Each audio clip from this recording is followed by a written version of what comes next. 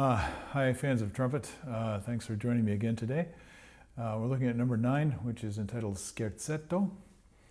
Scherzo is playful, joking, and this is a little joke. It doesn't seem like it's little when you try and play it, however, so we're going to be looking at some spots in this and see what we can find that can help our trumpet playing. Right at the beginning it says leggero, which most of you know means light, easy. It has a sense of buoyancy to it. So again, I'm going to try and play some sections of this. I don't know exactly where I'm going to start and stop. So thank you for your patience with listening to me practice. As I've mentioned many times, it's been a long time since I played these, since I worked on them when I was in school. And I thought, you know, a lot of people have to play these. It's time for me to go back and start looking at them. But since I can't do CD quality recordings of them, my real focus is on, well, what can I learn from doing this? So I get a benefit from it, and hopefully you will too. So here we go. Scherzetto, number 9 in the Charlier. Oh, I need to check my tempo. Oh, my reaction. Oh, it seems so slow. And of course, then I have to look down and see, well, there are fast notes later, so it'll probably all work out. Maybe I should try it at that tempo first.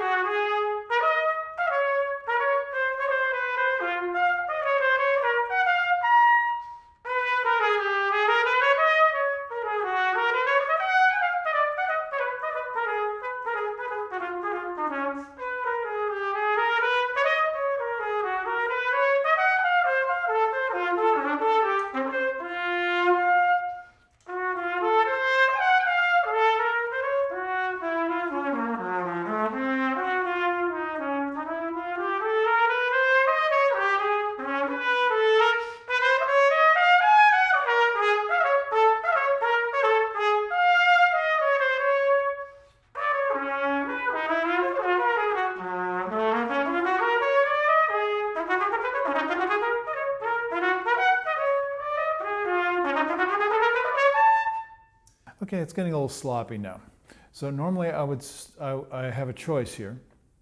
I can either keep moving and focus my attention and get the damn job done, right? The best I can. And there's a lot to be said for that. That's, you know, what I call do or die. That's performance mindset practice. But I decided to bail and because I don't want you to have to listen to a lot of slop. So I'm going to go back and pick up some of the pieces. How would I work on this? Well, first, I want to know that I can hear the notes. At the beginning, it's pretty simple. But then when he starts moving around, it may be difficult to actually hear the pitches. So that's one of the first things you want to check, is can I hear the pitches and can I hear the rhythms? Once you can internalize, you can hear in your mind's ear the pitches, and you can feel in your body, physically, you can feel the movement of the rhythm. You have the basic structure for the whole piece. So that's the first thing to check. What most trumpet players do, and I'm as guilty of this as anyone, is they play, it's very sloppy, and then they hack away at it some, and it gets a little bit better. And then they go on to the next part, and they do that every day. And overall, it's not really improving all that much. You hit these kind of blocks in your progress. So let's see if we can find an easier way to work on this. So I mentioned 2 things, pitch and rhythm. I think, as I said, the pitch is fairly straightforward at the beginning.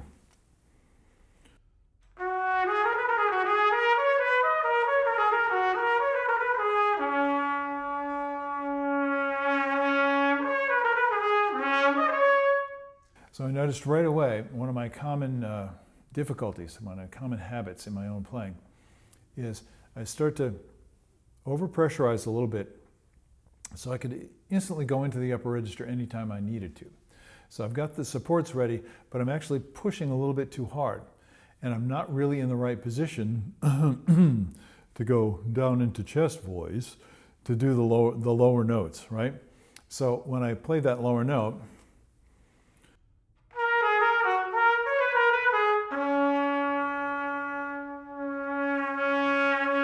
So I'm going, and then have to bend the note down instead of a nice relaxed airstream where the note just goes right in the slot. It just agrees with the horn completely. So whenever I notice that, I correct it. So first I have to hear the pitch, then I have to follow that line that I talked about so many times in these etudes. When I can hear the line, then I'm good. Now, then I have to put it into time. Now, at the beginning, it's pretty easy. But then we get to a section at the end of the third line.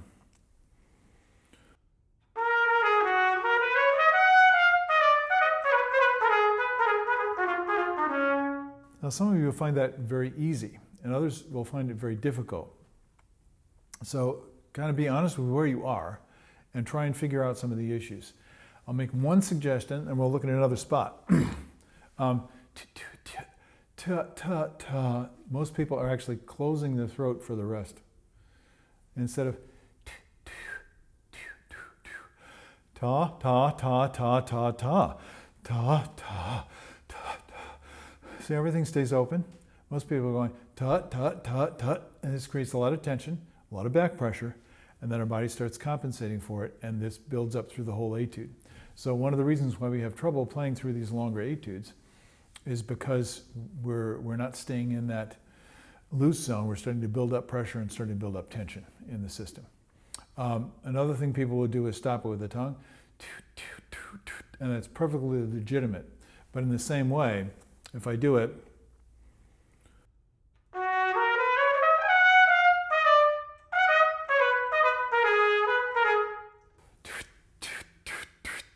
when I stop with the tongue, there's nothing wrong with doing that if you do it very, very lightly. If you don't do it lightly, what's happening is you keep blowing into that plug, which is the tongue having stopped the air. You're blowing into that block, that dam. Now the pressure is building up behind the dam. And whenever you release it, it doesn't have that leggero character anymore. Now it's starting to sound like the sound is being pushed, like you're yelling, like you're blasting. Now, it may not be too loud, but the force in the sound starts to come through and you use that buoyancy. Let me drop down to another spot. I got to that spot right before I bailed out, where we hit some triple tongue. At least for me, it's triple tongue. I can't single tongue that fast. So this is what, the sixth line from the bottom, I think?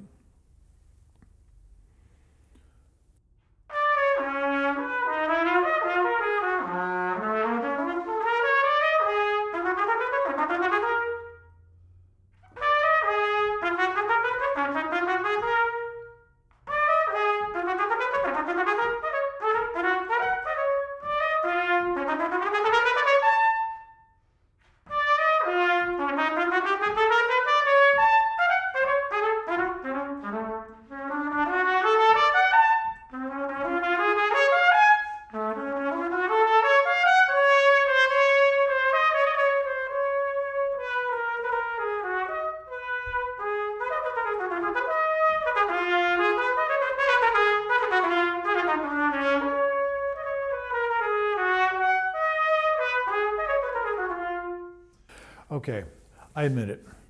I was actually starting to enjoy myself a little bit. That's rare for me. Some people's like, hey, it's fun to play the trumpet, and they don't really care too much about whether it sounds very good. They're happy just playing, because there's a kind of a physical fun in playing the trumpet. And that's great. But that's not me. I'm hearing all these things, and I'm saying, oh, gee, I wish I could do that. And now I was coming closer to what I actually wanted to do musically. And when you do that, whatever the level is, whatever the level of difficulty, it could be just playing a single note. It could be playing a scale or doing a Clark study. It could be playing musical tunes like, check my playlist on the Potog, Preparatory Melodies to Solo Work, the short little tunes. It could be something like that. But the point is, enjoy it. Give yourself permission to enjoy it. So I was having fun because I liked the musical result and it felt technically pretty comfortable. But I know this is not going to be comfortable for a lot of people. So that's the main reason why I'm doing these. It's not just so I can have fun practicing. I do that all by myself. But so that maybe some of the things that I discover will help you. So you may have noticed when I played the triple tongue, it was fairly leggero. It was fairly light.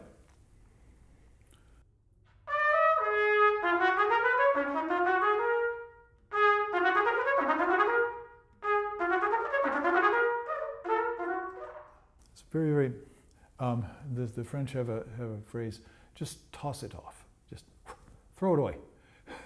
Let it go. Let it go. And that's what I'm trying to do. What's the secret here? Well, there's no secret. It's skill. Or as John Faddis would say, there are no secrets, just work. So it's the work to taste what you need to do in order to get that musical result. And what it is what we worked on so many times, the flow through.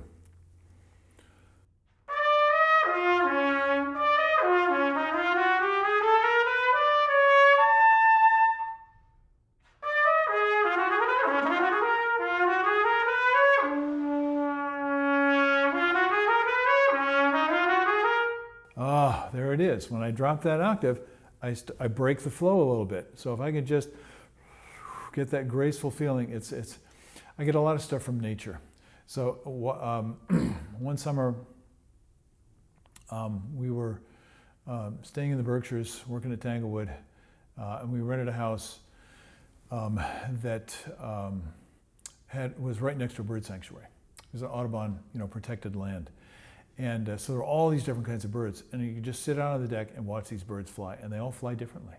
I mean, goldfinches fly like goldfinches. Finches fly more like finches than other birds. Their body shapes are different. The way they function is different.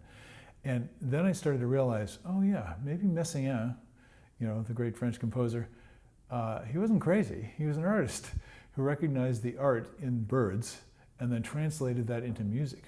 And for him, it was a very, very spiritual kind of thing. So think of it that way. You're not trying to overcome technical difficulties. You're trying to, in a sense, imitate the movements that you see in nature.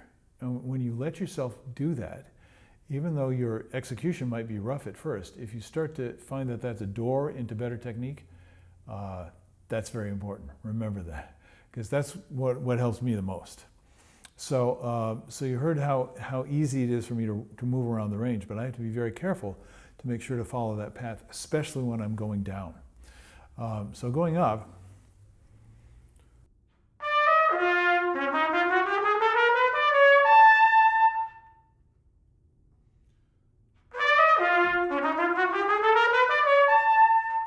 so there are a lot of patterns in that one little lick. Take it apart, work on the pattern until you feel the groove, and see if you can find it. Now, if you can't do it the way it's written, make it easier. So, and find out, as I just did, I had a problem with dropping the octave on the E flat in order to get that lower note to speak properly. I was squeezing it a little bit. So do your own work on this, and take each one of these sections that gives you trouble. One of my subscribers just wrote in and said, this one gives me fits. I know exactly what he means. It's like, okay, yeah, this is like, man, this seems like unsolvable problems. They're not unsolvable when you take them one at a time and you back up until you're doing something that is directly related skill, but at a level where you have competence, and then you're starting to feel like, oh, I can do this. And it takes patience. Most of the players of yesteryear, Mr. Clark particularly, had a tremendous amount of patience and applied this to developing an incredible level of skill on the instrument. Okay, I haven't played through the whole thing. I got up to that high C flat in the middle, so I'm going to start right where I started. There's a page turn in there. Just play a little bit more and see if there's anything enjoyable that I can find in it.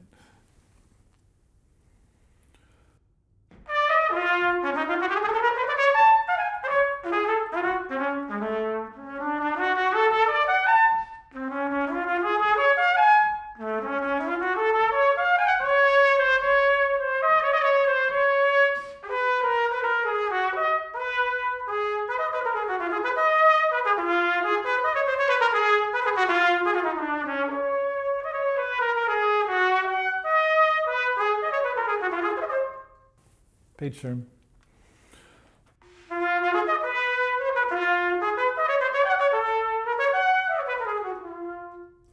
I'm going to play this again because I have mezzo forte, then piano, then a very long crescendo, and diminuendo. I already got enough trouble with just trying to play the dang notes, right? So let's slow it down a little bit.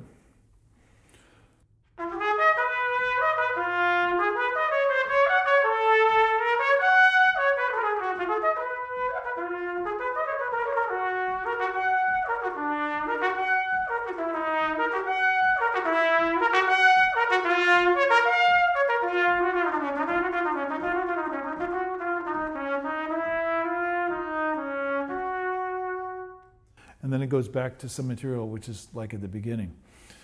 There's so much in there. I mean, these etudes are just packed with material for practice.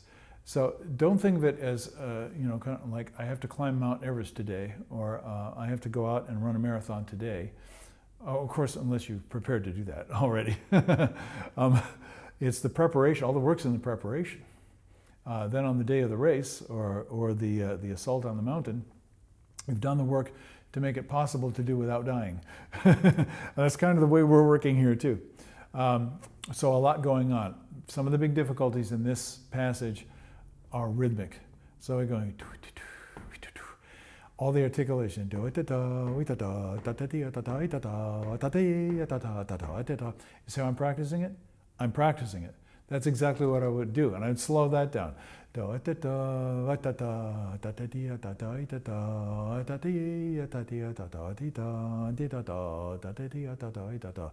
Okay, now there's a pattern. Now it's starting to make sense to me. I'm starting to figure this out. Very good. Then what next? The bottom section of that, right before the transition, you have ta ta ta ta ta ta ta ta ta ta ta ta ta ta ta ta. That rhythmic pattern. Listen to it.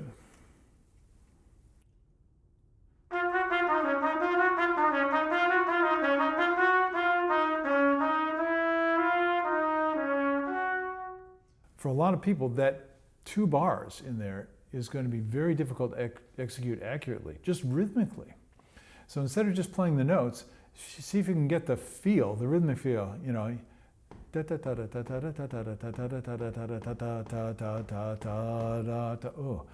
Oh, I think I need to slow it down. What is the actual articulation pattern?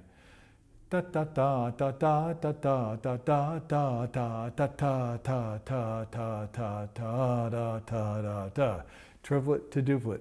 So what I tell all my students is start by trying to play literally what's on the page. You can go slower, but see if you can figure out what he actually means it to sound like. He wrote the notation, there it is. See if you can interpret that accurately. And that way you're always aiming at a consistent target as you go through. I'm just going to play the end because it's got one thing in it, and I realize we're way over on this particular episode, but a lot of stuff in here. What can I say? So here's the ending from the primo tempo. This is about 6 lines up from the end.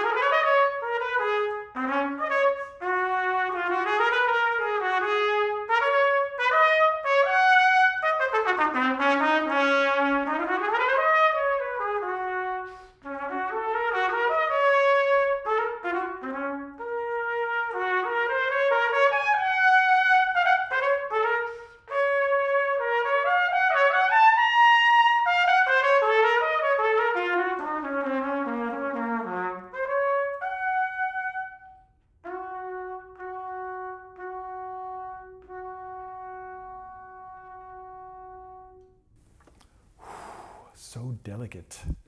My goodness. This requires a great deal of refinement. So if you're inspired by these tunes, this level of challenge in trumpet playing, find yourself some good music like this and see if you can use the energy, that inspiration to keep the enthusiasm flowing for this work. So thanks for spending a few of your precious moments with me, and I hope you join me again sometime. If you haven't explored my channel, please go to the playlists and see what you can find that's interesting there. And there should be enough stuff to keep you busy for years. So that's what I put it out there for. I hope you'll enjoy it. And join me when we have some time free again. Have a great day. Bye-bye.